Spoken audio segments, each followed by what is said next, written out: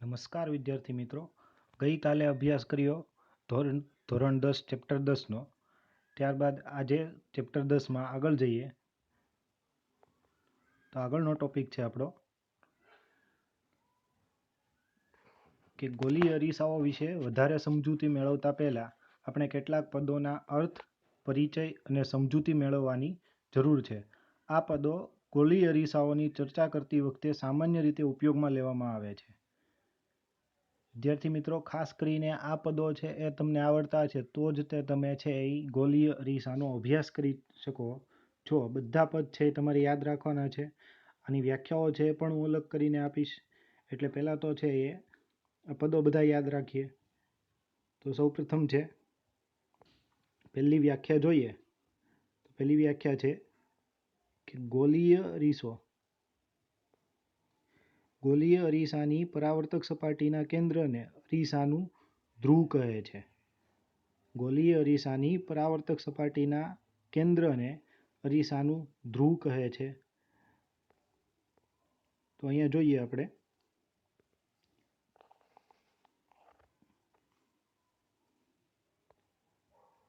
આ ગોલીય અરીસો છે, આ બહિર્ગોળ અરીસો છે. કાલે આપણે જોયું હતું એ પ્રમાણે આ ગોલીય અરીસાની પરાવર્તક સપાટી છે એનું જે કેન્દ્ર થશે, આ કેન્દ્ર, તેને શું કહેવાય છે? ધ્રુવ. ધ્રુવને કયા મૂળાક્ષર વડે દર્શાવાય છે? ધ્રુવને પી મૂળાક્ષર વડે દર્શાવાય છે. તો ગોલીય અરીસાની પરાવર્તક સપાટી એટલે કે જ્યાંથી આપણે પ્રકાશ છે એનું પરાવર્તન થાય છે એનું જે કેન્દ્ર છે એને શું કહેશું? ધ્રુવ પી. એટલે કે ધ્રુવ છે, આ બિંદુ છે એને શું કહેવાય? ધ્રુવ પી. ખાસ યાદ રાખજો. ત્યારબાદ આપણે જોઈએ કે આગળની વ્યાખ્યા છે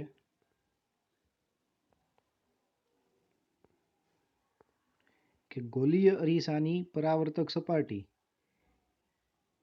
એ ગોળાનો એક ભાગ છે. જ્યારે અરીસો બનાવવામાં આવે ત્યારે અરીસો છે એ ફક્ત ને ફક્ત આટલું જ અસ્તિત્વ નહીં ધરાવતો હોય, પરંતુ આ અરીસો છે એને કોઈ ગોળામાંથી કાપવામાં આવેલો છે.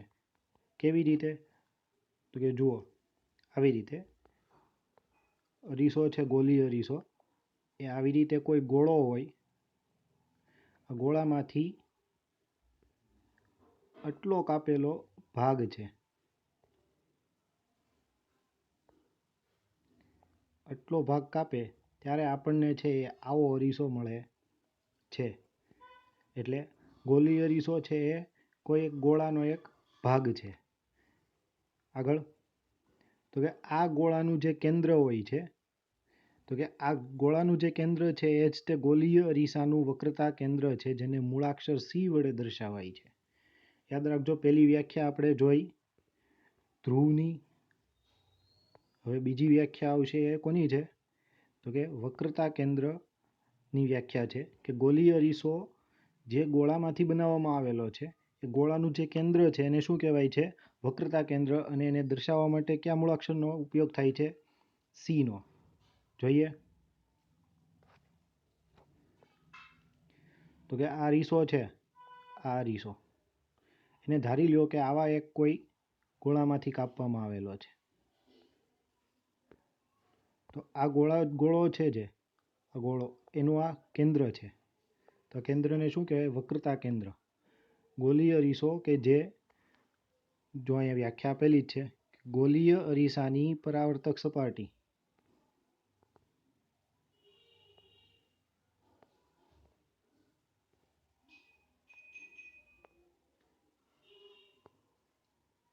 ગોલીય અરીસાની પરાવર્તક સપાટી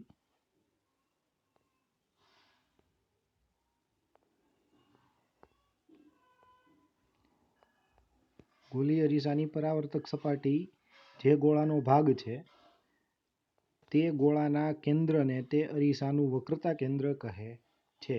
એટલે કે આ બિંદુ છે એને સી નામ આપીશું અને એ શું થઈ જશે? તો કે ગોળાનું જે કેન્દ્ર છે, આ ગોળો છે જે એનું કેન્દ્ર થશે. એટલે આ છે એ આપણું વક્રતા કેન્દ્ર થઈ જશે.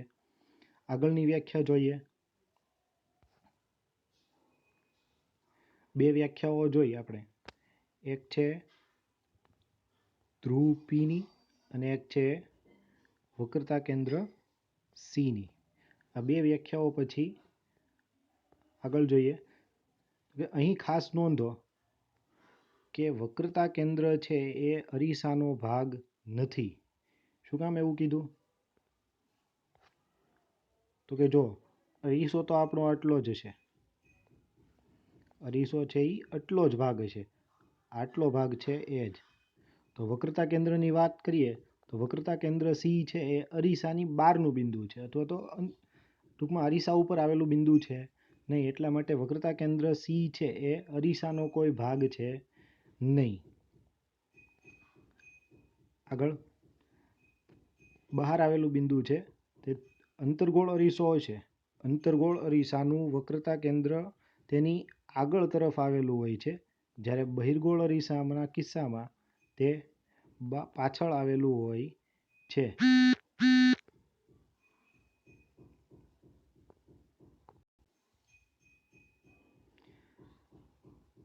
તો અહીંયા કીધું એ પ્રમાણે કે અરીસાનું જે વક્રતા કેન્દ્ર છે, આ વક્રતા કેન્દ્ર અહીંયા દર્શાવેલું છે, આ વક્રતા કેન્દ્ર અરીસાનો કોઈ ભાગ છે નહીં. શું કામ? તો કે અરીસો તો આપણો આટલો જ છે, આટલો અરીસો છે, એની બહાર આવેલું બિંદુ છે આ વક્રતા કેન્દ્ર, એટલા માટે અરીસાનો ભાગ કહેવાશે નહીં.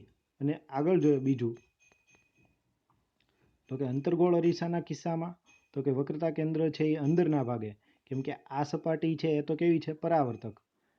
એટલે આ ભાગ છે આ સાઈડનો એ કેવો થશે? અંદરનો ભાગ. એટલે વક્રતા કેન્દ્ર છે અંતર્ગોળ અરીસાના કિસ્સામાં વક્રતા કેન્દ્ર છે કઈ બાજુ છે?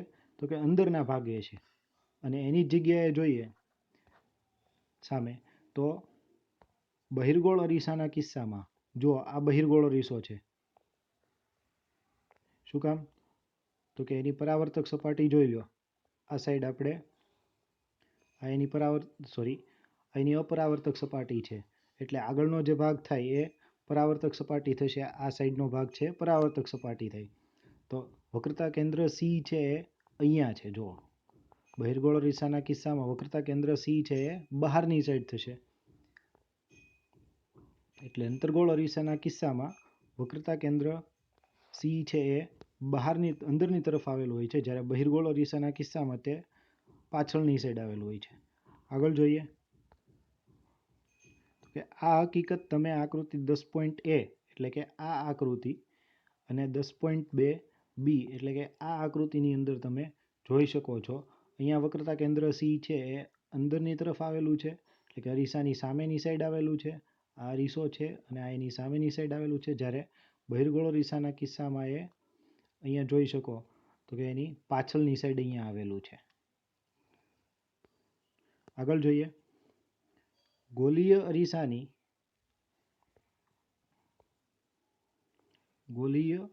અરીસાની પરાવર્તક સપાટી જે ગોળાનો ભાગ છે એ ગોળાની ત્રિજ્યાને અરીસાની વક્રતા ત્રિજ્યા કહે છે. આ જુઓ અહીંયા ત્રીજી વ્યાખ્યા એવી છે. પહેલી વ્યાખ્યા હતી ધ્રુવ પીની, બીજી વ્યાખ્યા છે વક્રતા કેન્દ્ર સીની, અને ત્રીજી વ્યાખ્યા એવી છે વક્રતા ત્રિજ્યાની.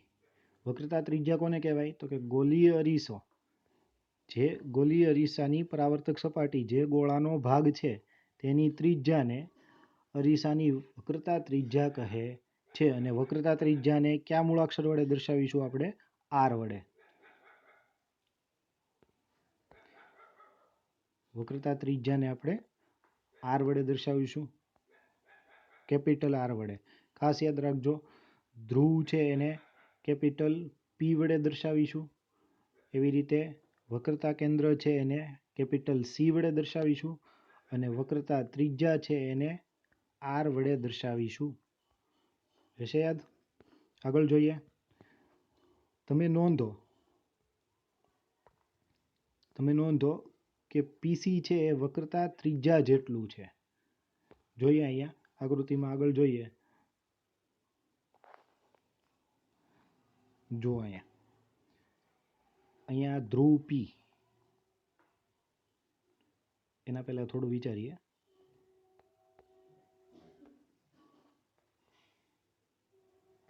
સોરી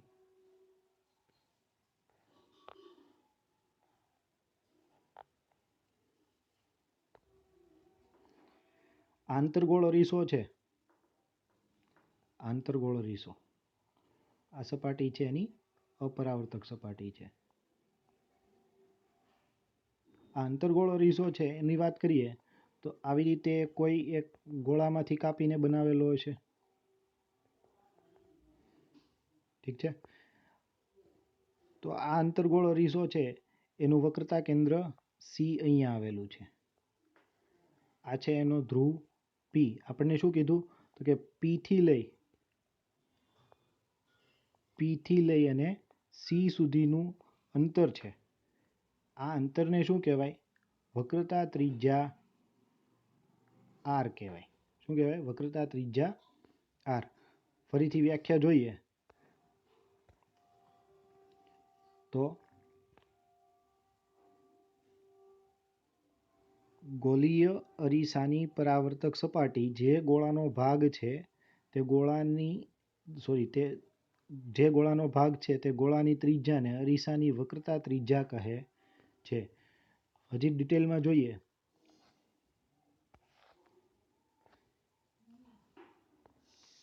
તો કે જુઓ અહીંયા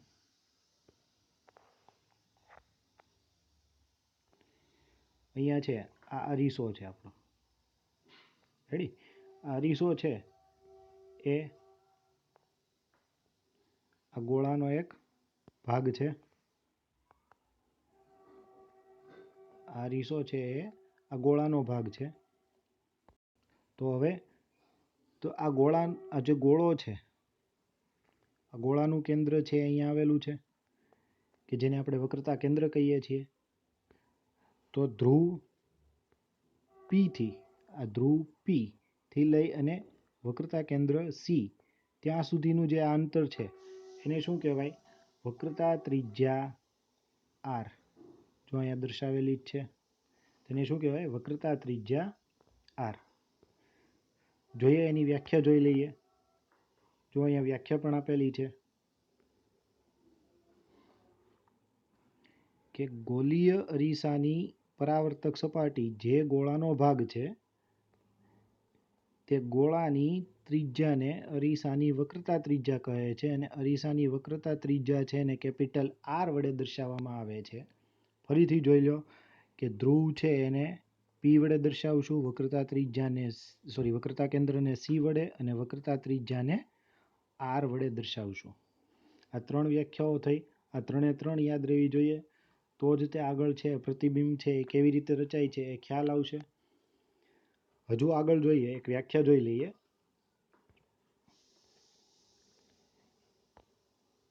આ પેજની છેલ્લી વ્યાખ્યા જોઈએ કે ગોલીય અરીસો ના ધ્રુવ તથા વક્રતા કેન્દ્રમાંથી પસાર થતી એક સુરેખા કલ્પો. ગોલીય અરીસો, એનું ધ્રુવ પી અને આ વક્રતા કેન્દ્ર સી, તેમાંથી પસાર થતી એક કાલ્પનિક રેખા છે એ કલ્પવાની છે. રિયલમાં આવી કોઈ રેખા દેખાતી નથી. પ્રેક્ટિકલમાં આપણે જોઈએ અરીસો તો આપણને આવી કોઈ રેખા અહીંયા છે એ દેખાતી નથી. આ રેખા છે આપણે ભલે દોરી હોય અહીંયા, પરંતુ રિયલમાં આવી કોઈ રેખા હોતી નથી. આવી એક રેખા ધારવાની છે, કલ્પના કરવાની છે કે આવી કોઈ રેખા છે કે જે ધ્રુવ પી અને વક્રતા કેન્દ્ર સી માંથી આવી રીતે પસાર થાય છે. આ રેખાને અરીસાની મુખ્ય અક્ષ કહે છે. ફરીથી જોઈ લઈએ.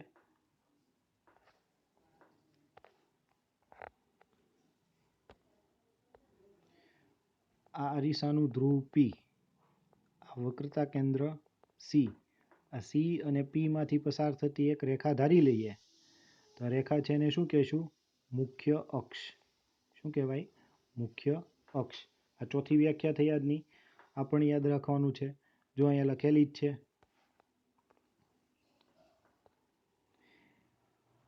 મુખ્ય અક્ષની વ્યાખ્યા: ગોલીય અરીસાના ધ્રુવ પી છે, ધ્રુવ પી અહીંયા, રેડી? ધ્રુવ પી અને વક્રતા કેન્દ્ર સી એ અહીંયા આવેલું છે. વક્રતા કેન્દ્ર સી માંથી પસાર થતી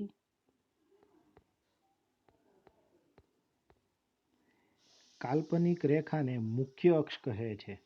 આ જે રેખા છે જે સી અને પી માંથી પસાર થાય એને શું કહેવાશે? મુખ્ય અક્ષ. સમજાઈ ગયું? આ 4 વ્યાખ્યાઓ છે તમારે આજે યાદ રાખવાની.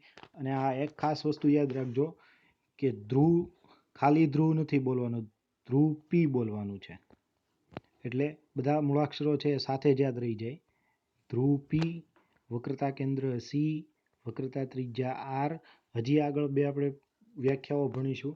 એક છે મુખ્ય કેન્દ્ર, એને એફ કેપિટલ, અને એવી રીતે કેન્દ્ર લંબાઈ એને સ્મોલ એફ વડે દર્શાવશું. એટલે આખું જ નામ બોલવાનું છે કે ધ્રુવ પી, વક્રતા કેન્દ્ર સી, વક્રતા ત્રિજ્યા આર.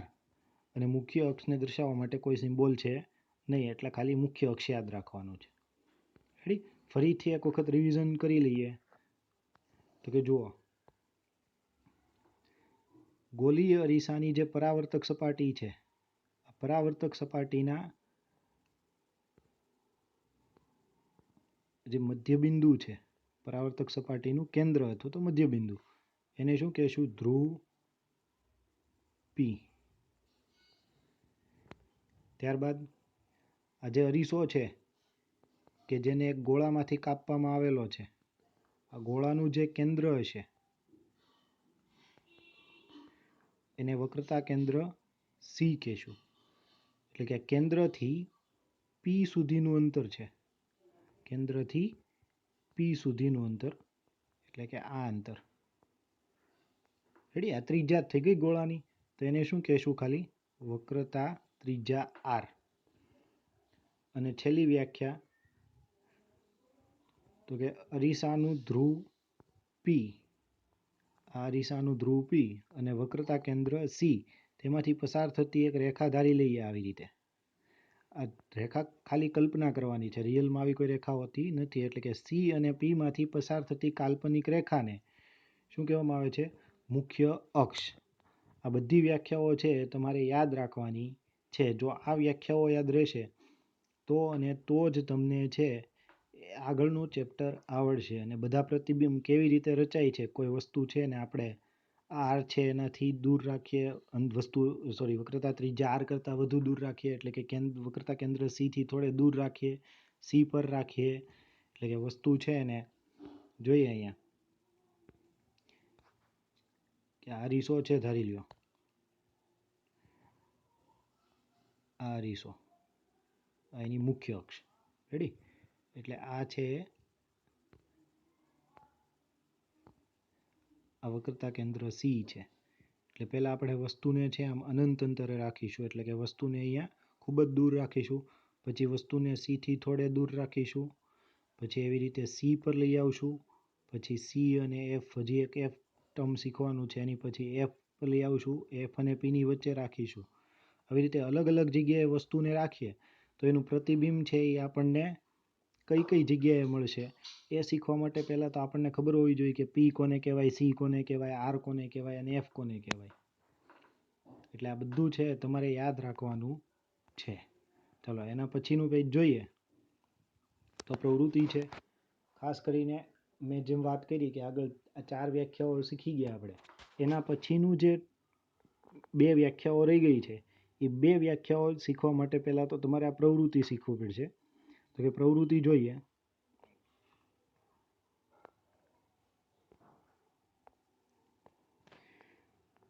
પ્રવૃત્તિ છે, ખાસ કરીને ચેતવણી આપેલી છે કે સૂર્ય તરફ પ્રત્યક્ષ કે સૂર્યપ્રકાશને પરાવર્તિત કરતા અરીસામાં ન જુઓ, તેનાથી તમારી આંખને કદાચ છે નુકસાન થઈ શકે છે. આ તો આપણને ખ્યાલ જ છે, એટલે એ વાતને હવે જવા દઈએ, આગળ પ્રવૃત્તિ જોઈએ. તો કે એક અંતર્ગોળ અરીસાને તમારા હાથમાં પકડી તેની પરાવર્તક સપાટીને સૂર્ય તરફ રાખો. આપણે જ્યારે છેલ્લે લેબમાં ગયા હતા ત્યારે આપણે જોયું હતું કે અરીસા અને લેન્સ ને પ્રિઝમ ને બધું ત્યાં હતું જ, તે લાકડાના બોક્સમાં યાદ હોય તો. એમાંથી કીધું હતું કે આ અંતર્ગોળ અરીસો છે, આ બહિર્ગોળ અરીસો છે. જેની અંદરની સપાટી છે પરાવર્તક હોય એ અંતર્ગોળ અરીસો હોય છે. એટલે કે અંતર્ગોળ અરીસાને હાથમાં રાખવાનો છે. આગળ આ અરીસા દ્વારા પરાવર્તિત થતા પ્રકાશને અરીસાની પાસે રાખેલ એક કાગળના પાના અથવા તો શીટ પર આપાત કરો. કેવી રીતે થશે જોઈએ આગળ.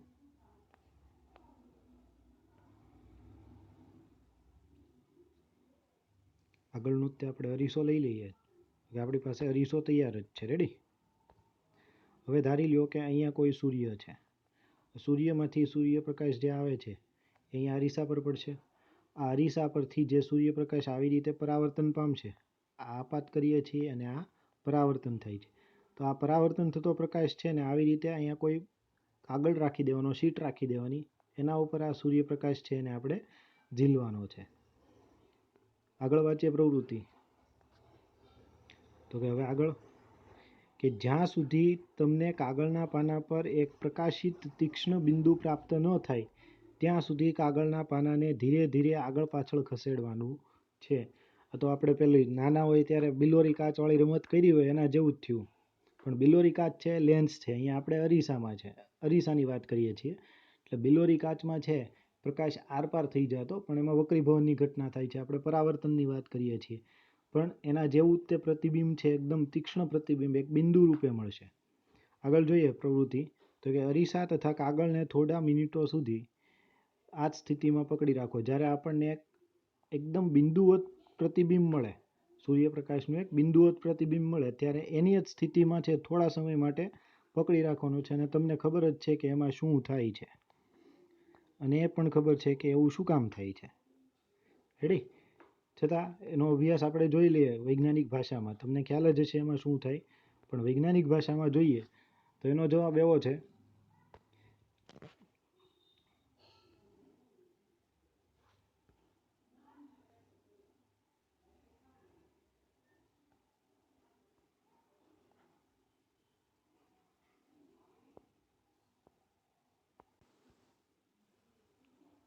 વૈજ્ઞાનિક ભાષામાં એનો જવાબ જોઈએ તો કે કાગળ છે સૌ પ્રથમ છે સળગવાનું શરૂ કરે છે અને ધુમાડો ઉત્પન્ન થાય છે. તીક્ષ્ણ બિંદુ છે એ શું છે, આપણને જે એકદમ એની અંદર સૂક્ષ્મ બિંદુ જોવા મળે છે એ શું છે, તો કે સૂર્યનું પ્રતિબિંબ છે. સૂર્યમાંથી મળતી આટલી બધી જે ઉર્જા છે એ કે જે અરીસા પર પડે છે એ બધી એકત્રિત થઈને તીક્ષ્ણ બિંદુ સ્વરૂપે છે ત્યાં એક સાથે ઉષ્મા ઉર્જા ભેગી થાય છે. એટલા માટે શું થાય છે, ત્યાં ધુમાડો ઉત્પન્ન થશે અને સમય જતાં તે આગ પણ પકડી લેશે. એનું તાપમાન જેટલું જોતું હોય એટલું મળી રહે, એટલા માટે સળગી પણ ઉઠે છે. એવું શું કામ થાય છે, તો કે સૂર્યમાંથી આવતો જે પ્રકાશ છે એ અરીસા દ્વારા એક તીક્ષ્ણ પ્રકાશિત બિંદુ સ્વરૂપે કેન્દ્રિત થાય છે. જો અહીંયા એક આકૃતિ આપેલી છે એની અંદર જોઈ લો કે આ બધા છે, આ સૂર્યમાંથી આવતા કિરણો છે. આ બધા કિરણો છે એ ધારી લો કે તમે અહીંયા આ જગ્યાએ કોઈ એક પેપર રાખેલું છે, તો આ બધા કિરણો છે આવી રીતે પરાવર્તન પામીને આ બિંદુ છે, આ બિંદુ ત્યાં બધા કિરણો છે એ એક જ જગ્યાએ કેન્દ્રિત થાય છે. તો આ બિંદુ મળે છે જે એફ લખેલો છે એની નીચે જે બિંદુ છે એ બિંદુ મળે છે એ શું છે, તો કે સૂર્યનું પ્રતિબિંબ મળે છે. હવે આટલી બધી ઉર્જા છે આપણે એક જ જગ્યાએ કેન્દ્રિત કરીએ એટલે સ્વાભાવિક વાત છે કે ઉષ્મા ઉર્જાનું મૂલ્ય ખૂબ જ વધી જાય. અને એ વધી જાય એટલે સૂર્યપ્રકાશના કેન્દ્રિત થવાથી ઉત્પન્ન થતી ઉષ્માના કારણે છે કાગળ સળગી ઉઠે છે. એટલે પ્રશ્ન આ શીટમાં મેં નથી લખેલો, છતાંય તમે લખી લેજો કે શા માટે છે એ અંતર્ગોળ અરીસા વડે આપણે પ્રતિબિંબ છે, સૂર્યનું પ્રતિબિંબ છે કેન્દ્રિત કરીએ કોઈ પેજ ઉપર, તો પેજ શા માટે સળગી ઉઠે છે. તો એ પ્રશ્નનો જવાબ આની અંદર જ તમને મળી જશે. હવે આગળ જોઈએ તો અરીસાના સ્થાનથી પ્રતિબિંબનું આ અંતર અરીસાની કેન્દ્ર લંબાઈનું આશરે મૂલ્ય આપે છે. જો આની અંદર ફરીથી એક નવું પદ આવ્યું કે એનું નામ છે કેન્દ્ર લંબાઈ. રેડી. આ કેન્દ્ર લંબાઈની હવે આપણે જાણકારી મેળવીએ. તો કે કેન્દ્ર લંબાઈ એટલે શું, તો કે જોઈએ આગળ. એના પહેલાં કેન્દ્ર લંબાઈ શોધતા પહેલાં અથવા તો કેન્દ્ર લંબાઈ સમજતા પહેલાં આપણે મુખ્ય કેન્દ્ર સમજવું પડશે. આ મુખ્ય કેન્દ્ર સમજીએ તો મુખ્ય કેન્દ્ર એફની વ્યાખ્યા શું થશે કે જોઈએ મુખ્ય કેન્દ્ર એફ એની વ્યાખ્યા જોઈએ કે ગોલીય અરીસા પર જ્યારે મુખ્ય અક્ષને સમાંતર પ્રકાશના કિરણો આપાત કરવામાં આવે, જો અહીંયા આ મુખ્ય અક્ષ છે આપણે આગળ વાત કરીએ આ મુખ્ય અક્ષ છે અને એને સમાંતર આ બધા કિરણો જો મુખ્ય અક્ષને બધા કિરણો કેવા છે સમાંતર આપાત કરેલા બધા કિરણો છે મુખ્ય અક્ષને સમાંતર છે. જો અરીસા તરફ જાય છે બધા કિરણો આપાત થાય છે. જો અહીંયા દર્શાવેલું છે ને આ બિંદુ એ રીતે બધા એરો જે અંદરની તરફ જાય અરીસા તરફ એ આપાત કિરણો છે અને અહીંયા જે દર્શાવેલા છે પાછા ફરે છે એ પરાવર્તિત કિરણો છે. એટલે આપણે આગળ જોઈએ કે મુખ્ય અક્ષને સમાંતર આ બધા કિરણો છે મુખ્ય અક્ષને સમાંતર છે. મુખ્ય અક્ષને સમાંતર પ્રકાશના કિરણો આપાત કરવામાં આવે ત્યારે આ કિરણો છે એ પરાવર્તન પામીને જો અહીંથી પાછા ફરે છે બધા પાછા ફરીને આવી રીતે એક સાથે ભેગા મળે છે તો જોઈએ તો પરાવર્તન પામીને મુખ્ય અક્ષના જે બિંદુ આગળ કેન્દ્રિત થતા હોય, જો અહીંયા અંતર્ગોળ અરીસાની વાત કરીએ તો કે આ મુખ્ય અક્ષને સમાંતર કિરણ આપણે એક કિરણની પહેલાં વાત કરીએ એ અહીંથી પરાવર્તન પામીને અહીંથી આવી રીતે પાછું ફર્યું, એવી રીતે અહીંયાથી આ બીજું એક કિરણ એ પણ પરાવર્તન પામીને અહીંથી પાછું ફર્યું. આપણે ઉપરની વાત કરીએ એવી રીતે નીચેના એક કિરણની વાત કરી લઈએ તો કે એ પણ પરાવર્તન પામીને આવી રીતે પાછું ફરશે. તો કે આ બધા કિરણો છે એ આ એક જ બિંદુની અંદર એક સાથે મળે છે અથવા તો કેન્દ્રિત થાય છે. એક જ બિંદુ એવું છે કે જ્યાં બધા કિરણો છે ક્યાં બધા કિરણો તો કે મુખ્ય અક્ષને સમાંતર આવેલા બધા કિરણો છે આ બધા પરાવર્તન પામીને એક જ બિંદુમાં એક સાથે મળે છે. તો આ બિંદુ છે કે જે બિંદુ આગળ આ બધા કિરણો છે એ કેન્દ્રિત થાય છે અથવા તો વિકેન્દ્રિત થતા હોય તેવો ભાસ થાય છે. વિકેન્દ્રિતની વાત કરીએ તો વિકેન્દ્રિત ક્યારે થશે તો કે બહિર્ગોળ અરીસાની વાત કરશું ત્યારે. અત્યારે તો આપણે અંતર્ગોળ અરીસાની વાત કરીએ છીએ.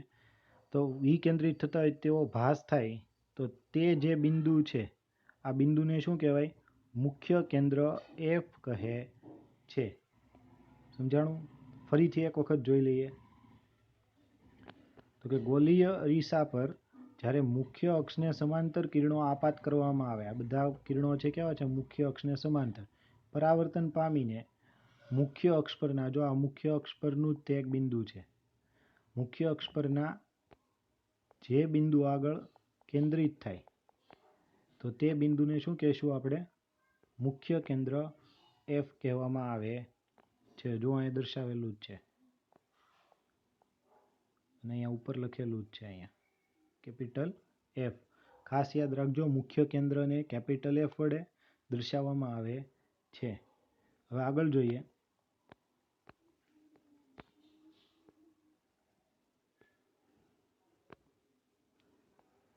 તો કે આગળ છે કેન્દ્ર લંબાઈ. કેન્દ્ર લંબાઈ કોને કહેવાય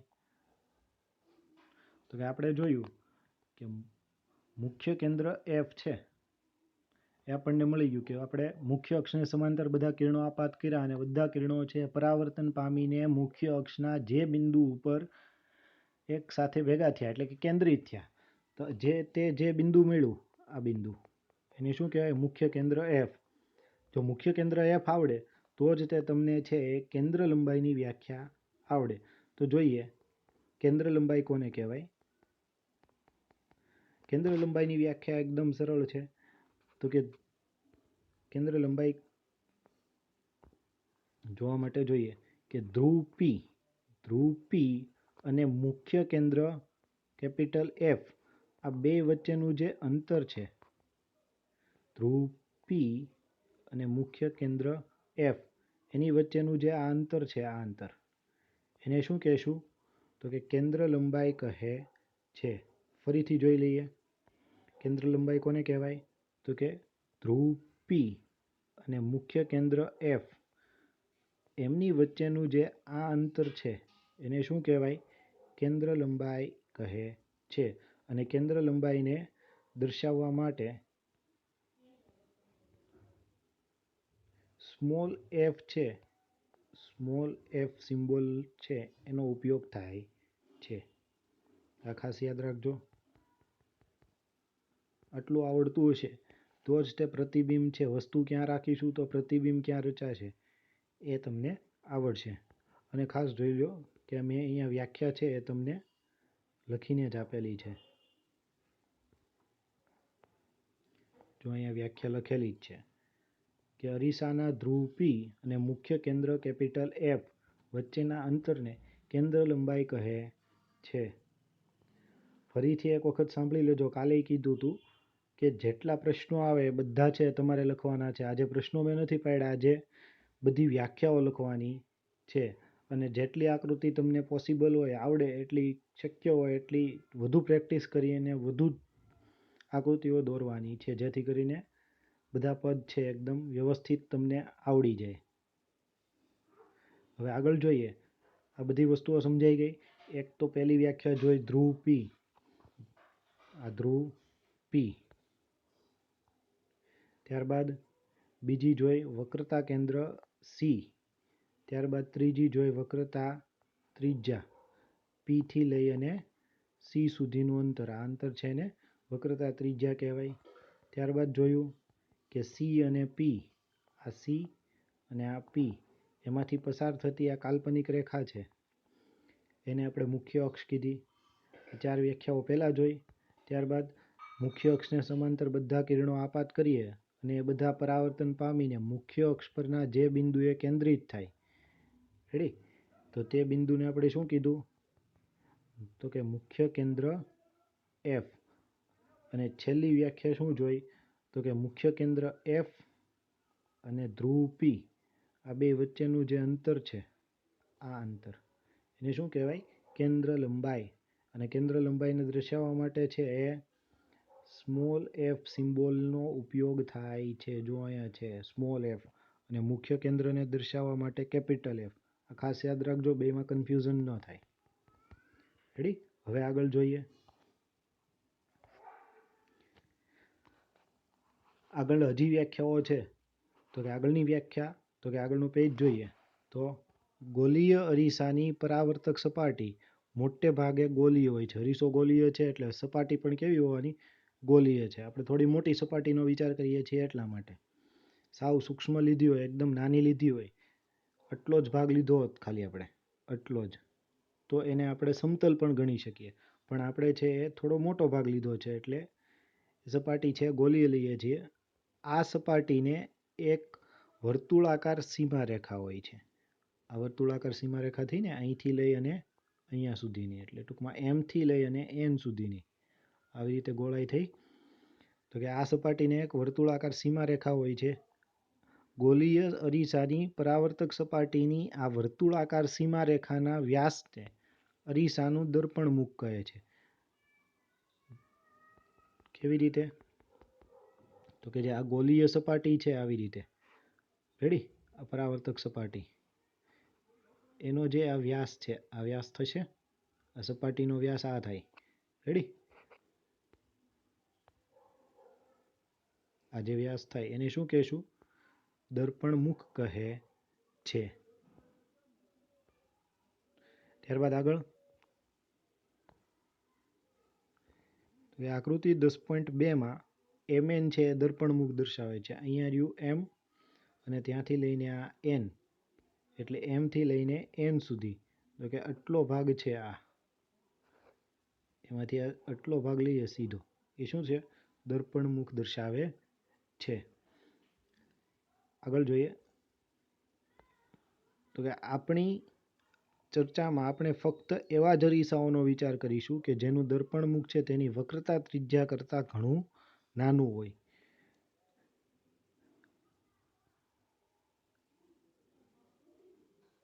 આ ચેપ્ટરમાં આપણે જેટલા અરીસા કે જેટલા લેન્સનો અભ્યાસ કરીશું એ બધા છે એ કેવા છે? તેની વક્રતા ત્રિજ્યા કરતાં નાનું દર્પણમુખ ધરાવતા હોય એવા જ અરીસાઓનો અભ્યાસ કરવાનો છે.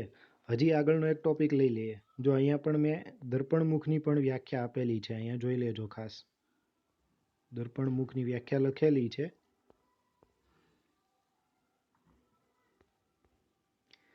તો દર્પણમુખની વ્યાખ્યા શું છે? તો કે ગોલીય અરીસાની પરાવર્તક સપાટીની સીમારેખાના વ્યાસને દર્પણમુખ કહે છે. વ્યાખ્યાઓ બધી યાદ રાખવાની છે અને પાકી પણ કરવાની છે. આગળ જોઈએ.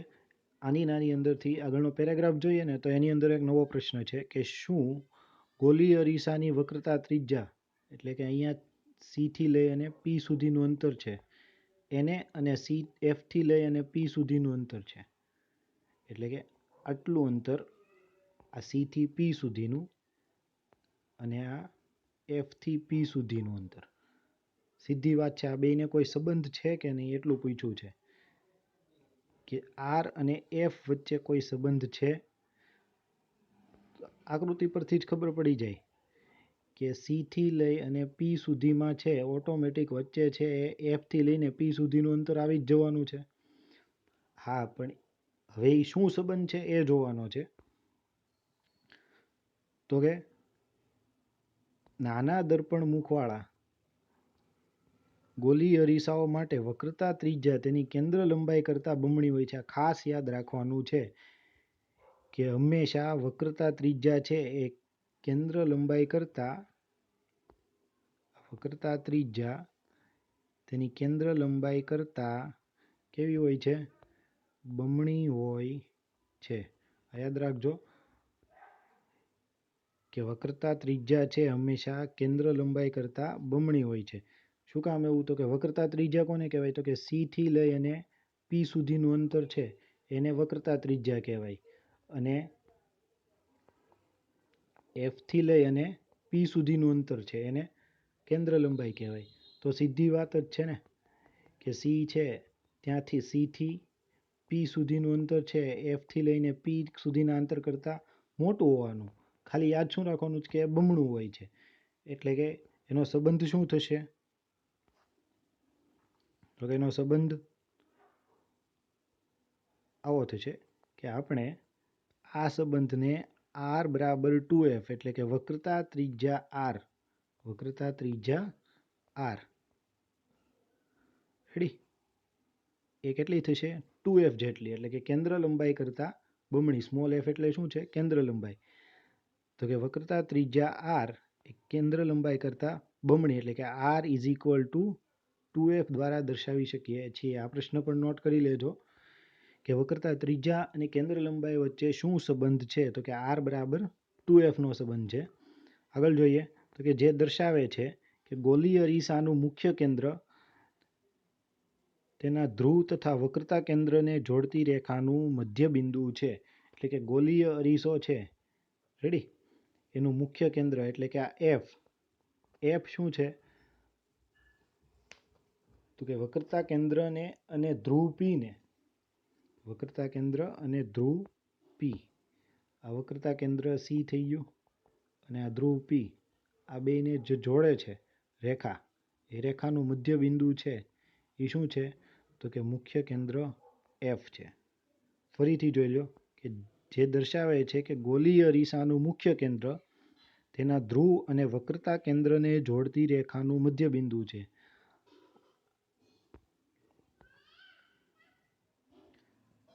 તો કે આ જે રેખા થઈ સી અને પી ને જોડે રેડી એનું મધ્ય બિંદુ કોણ છે? તો કે મુખ્ય કેન્દ્ર એફ. જો આ પ્રશ્ન પણ મેં અહીંયા દર્શાવેલો જ છે, ખાસ યાદ રાખી લેજો.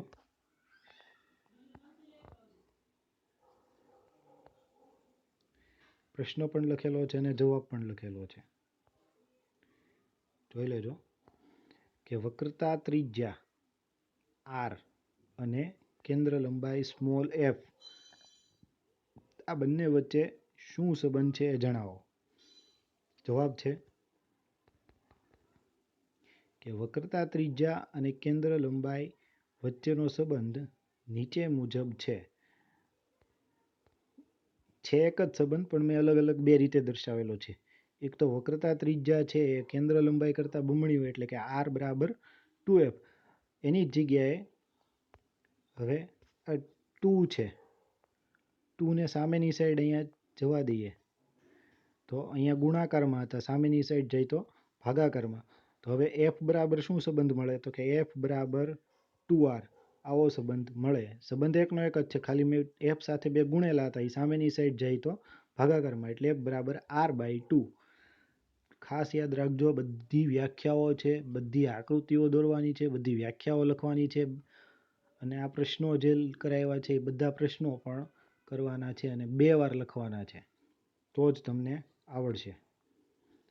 આગળ જોઈએ.